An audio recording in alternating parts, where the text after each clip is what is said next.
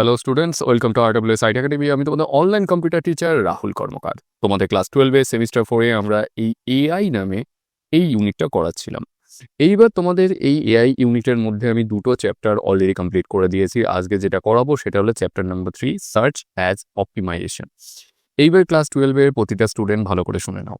এই পার্টিকুলার যে চ্যাপ্টারটা, এটা শুধুমাত্র কিন্তু কম্পিউটার সায়েন্সদের আছে, অ্যাপ্লিকেশনদের কিন্তু এই চ্যাপ্টারটা নেই। তোমরা চাইলে জেনে রাখতে পারো, শিখে রাখতে পারো যারা কম্পিউটার অ্যাপ্লিকেশনের স্টুডেন্ট, কিন্তু এই চ্যাপ্টারটা বেসিক্যালি কম্পিউটার সায়েন্সের জন্য। চ্যাপ্টার নাম কি? Search as optimization. মানে আমরা এআই এর নানা ধরনের প্রবলেম দিচ্ছি, সেই প্রবলেমগুলো কিভাবে সলভ করছে এআই, সেগুলো সম্পর্কে আমরা এখানে একটু ডিটেলে জানবো, যদিও বেসিক কনসেপ্টই আছে তোমাদের এখানে। তো চলো দেখে নিই আমাদের কি কি এখানে জানতে হবে।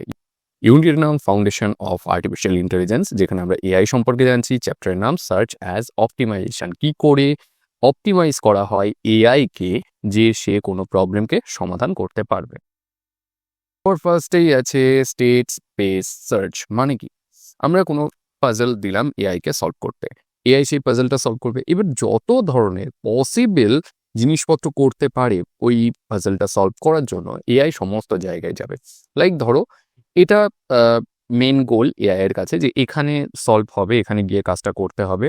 ও কি করবে? ওর প্রচুর পাথ আছে যেগুলো পসিবল পাথ, সবকটা এক এক করে চেক করবে। চেক করে ও আলটিমেটলি ওর গোল স্টেট যেটা, যেখানে গিয়ে ওর কাজ শেষ হবে, সেখানে গিয়ে পৌঁছাবে। তাই কি বলছে? কৃত্রিম বুদ্ধিমত্তায় সমস্যার সমাধানের জন্য সম্ভাব্য সকল অবস্থা, যেটাকে আমরা ইংলিশে স্টেট বলি, সমষ্টিকে স্টেট স্পেস বলা হয়। যত ধরনের আমরা অবস্থা পেতে পারি, সিনারিও পেতে পারি, সমস্ত কিছুকে স্টেট স্পেস বলে।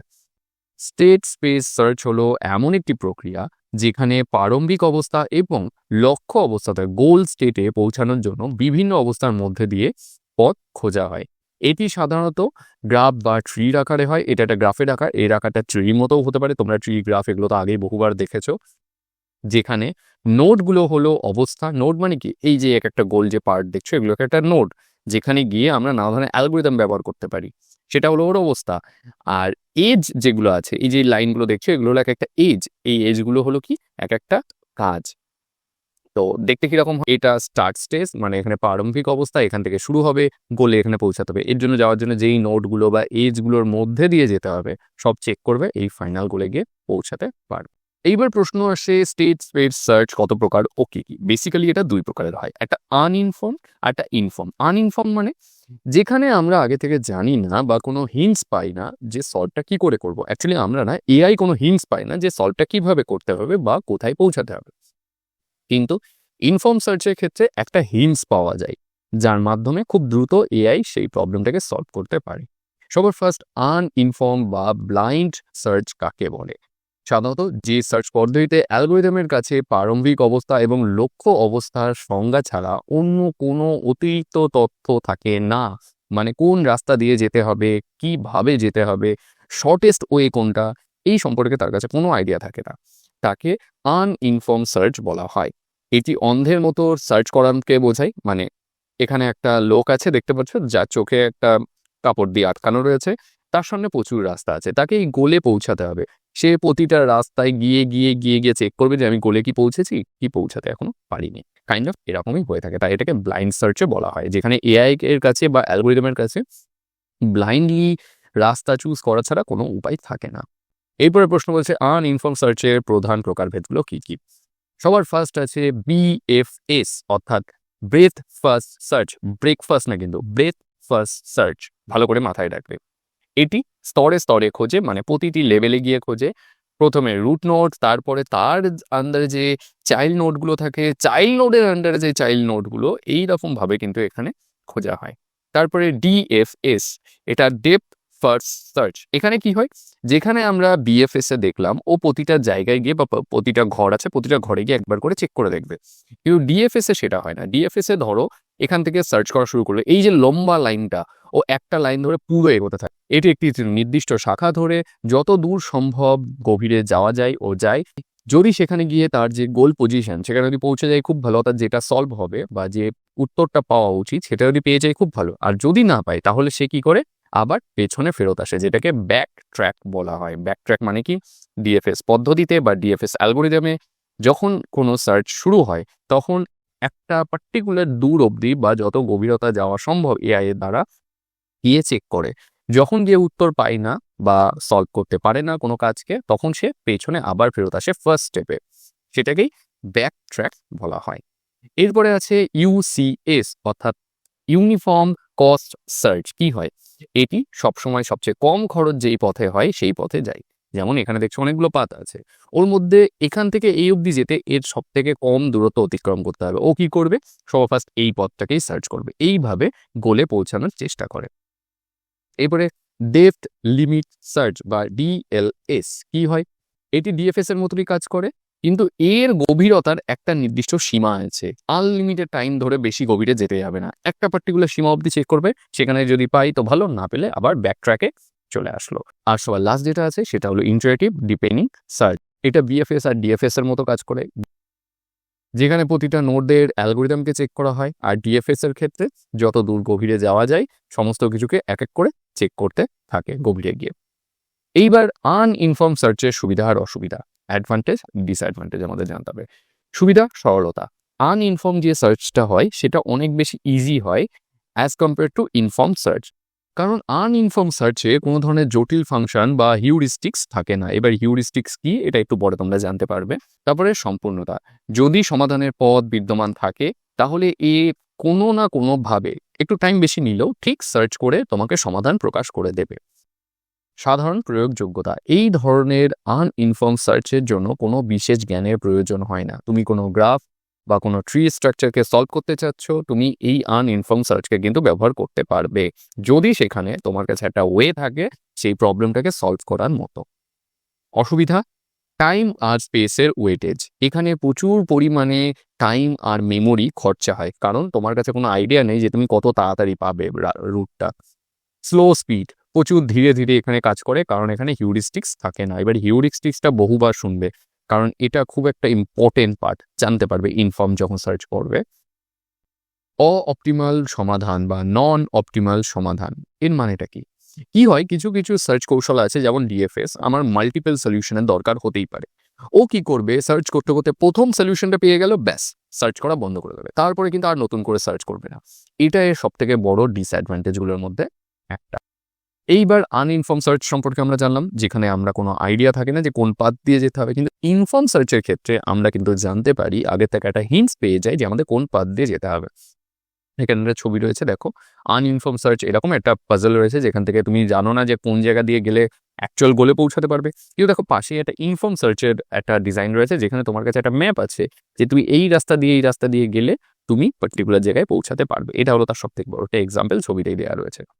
এবার ইনফর্ম সার্চ বা হিউরিস্টিক সার্চ কাকে বলে? যে সার্চ পদ্ধতিতে অ্যালগোরিদমের কাছে সমস্যার ডোমেন সম্পর্কে অতিরিক্ত তথ্য বা হিউরিস্টিক্স থাকে, এটা একটা ফাংশন, তাকেই কি বলা হয়? Inform search. যেখান থেকে আগে থেকে তোমার কাছে ইনফরমেশন থাকছে, এই পদ্ধতিতে হিউরিস্টিক ফাংশন ব্যবহার করা হয়, যেখানে মেনশন করা থাকে যে বর্তমান অবস্থা অর্থাৎ তুমি যেখানে আছো ওখান থেকে তোমার যে গোল বা লক্ষ্যের যে অবস্থা তার দূরত্ব কতটা হতে পারে।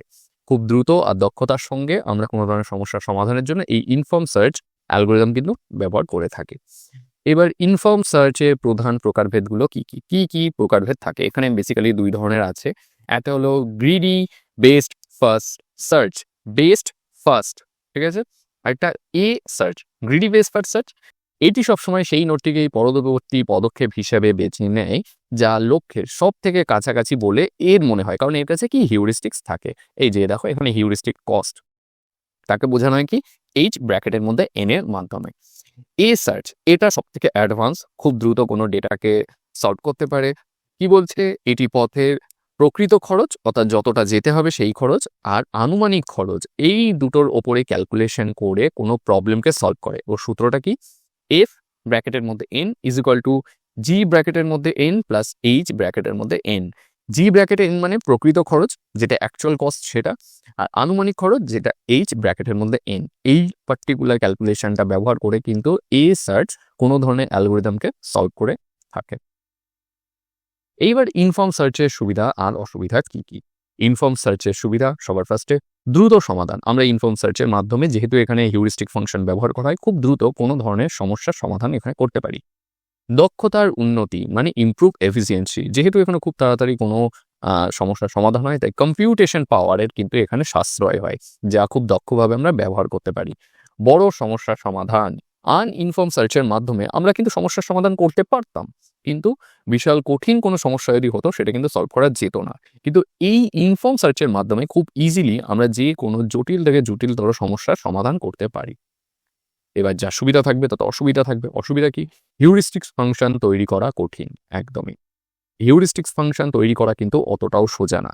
তোমাকে কোনো একটা সলভ করতে গেলে ইনফর্ম সার্চের মাধ্যমে তোমাকে সবার আগে হিউরিস্টিক ফাংশন তৈরি করতে হবে, আর সেটা কিন্তু অনেক এক্সট্রা কোড লিখে তোমাকে তৈরি করতে হবে। হিউরিস্টিক নির্ভরশীল। যদি তুমি যে হিউরিস্টিক ফাংশনটা তৈরি করেছো সেটা যদি ঠিক করে না লিখতে পারো বা ঠিক না হয়, তাহলে কিন্তু তুমি অপটিমাল রেজাল্ট পাবে না, যতই তোমার কাছে হিন্টস থাকুক না কেন। স্থান জটিলতা বা স্পেস কমপ্লেক্সিটি। কেন? হিউরিস্টিক সার্চে অনেক বেশি মেমোরি ব্যবহার হয়, জন্যই এখানে স্পেস কমপ্লেক্সিটি কিন্তু প্রচুর পরিমাণে বেড়ে যায়। এবার প্রশ্ন আসছে, আনইনফর্ম সার্চ আর ইনফর্ম সার্চের মধ্যে পার্থক্য কি? সেই পার্থক্যগুলো আমরা লিখতে হবে। পরীক্ষার সময় কিন্তু এগুলো প্রশ্ন আসবে, 2 মার্কের কি 1 মার্কের, সাধারণত 2 মার্কেরই আসে এগুলো। তোমাকে 2 কি 3টে পার্থক্য দিয়ে দিতে হবে। এখানে আমি 3টে দিয়েছি, তোমরা চাইলে উদাহরণ যেগুলো আছে, যেমন এই যে এ সার্চ করালাম, তারপরে কই গেল, এই যে এ সার্চ করালাম, গ্রিডি ওয়েসপার সার্চ বা বিএফএস ডিএফএস এগুলো করালাম, তোমরা এই এক্সাম্পলগুলো দিয়েও কিন্তু আরও একটা এক্সট্রা পার্থক্য বানিয়ে নিতে পারবে। আশা করি তোমাদের এতটুকু আইডিয়া আছে। সবার ফার্স্ট বৈশিষ্ট্য, তথ্য প্রাপ্যতা।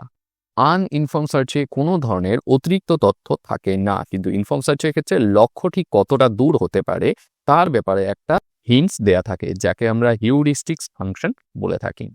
কার্যকারিতা, ধীরগতি সম্পন্ন বড় সমস্যার ক্ষেত্রে অকার্যকর হতে পারে বা ঠিক করে কাজ করবে না। দ্রুতগতি সম্পন্ন জটিল থেকে জটিলতর সমস্যা এখানে সমাধান করা যায় ইনফর্ম সার্চের মাধ্যমে। খরচ, এখানে বেশি সময় লাগে, মেমোরি খরচ হয়। এখানে কম সময় লাগে, কিন্তু মেমোরি খরচটা এখানেও প্রায় সেমই হয়। তার জন্যই দেখো এখানে মেমোরি খরচ সম্পর্কে আমি আলাদা করে মেনশন করিনি। তুমি যদি আরও একটা পার্থক্য দিতে পারো, সেটা হলো উদাহরণ দিয়ে বিএফএস ডিএফএস এগুলো কি এই ব্লাইন্ড সার্চের ক্ষেত্রে, আর এ সার্চ এই হিউরিস্টিক সার্চ বা ইনফর্ম সার্চের ক্ষেত্রে তোমরা দিতে পারো। তো আজকের এই ভিডিওতে আমি এর থেকে বেশি আর এগোচ্ছি না, পরের ভিডিওতে বাকি যতগুলো পার্ট আছে সেগুলো সম্পর্কে করাবো। তো আশা করি তোমরা ইনফর্ম সার্চ আর আনইনফর্ম সার্চ কি, তাদের যে বেসিক ক্লাসিফিকেশন সেগুলো সম্পর্কেও তোমাদেরকে বললাম। যদি কোনো ডাউট থাকে সেটা অবশ্যই কমেন্ট সেকশনে জানাবে। তোমাদের সঙ্গে দেখা হবে পরের ভিডিওতে নতুন টপিকের সঙ্গে।